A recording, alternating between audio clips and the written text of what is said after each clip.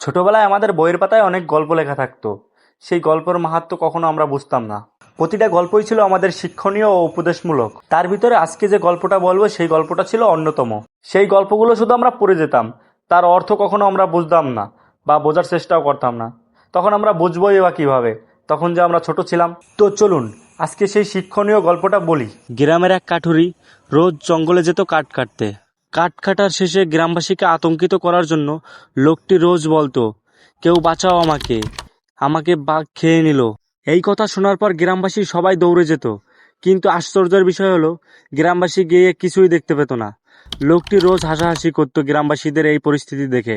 লোকটি প্রায়ই এমন করত, যার ফলে গ্রামবাসী একদিন সিদ্ধান্ত নেয়, সে যদি সাহায্য চায় তাহলে কেউ আগাবে না। হঠাৎ একদিন সত্যি জঙ্গলে বাঘ চলে আসে। কাঠুরি চিল্লিয়ে চিল্লিয়ে বলে, কেউ বাঁচাও আমাকে, বাঘ আমাকে ধরে খেয়ে নিল। কিন্তু লোকজন সবাই ভাবতেছে রোজকারের মতো আজকেও সে সবাইকে বোকা বানানোর জন্য মিথ্যা কথা বলে ডেকে নিচ্ছে। গ্রামবাসী তাকে সাহায্য করতে না যাওয়ার কারণে লোকটিকে বাঘে মেরে ফেলে। এখানেই শেষ হয়ে যায় গল্প। এই ছোট গল্প থেকে আমাদের অনেক কিছু শেখার আছে। গল্পের মতো আমাদের বাস্তব জীবনেও কিছু লোক আছে যারা অন্যকে কাঁদিয়ে মজা পায়। তারা হয়তো ভুলে যায় মানুষ একবার দুইবার বোকা হতে পারে, কিন্তু বারবার না।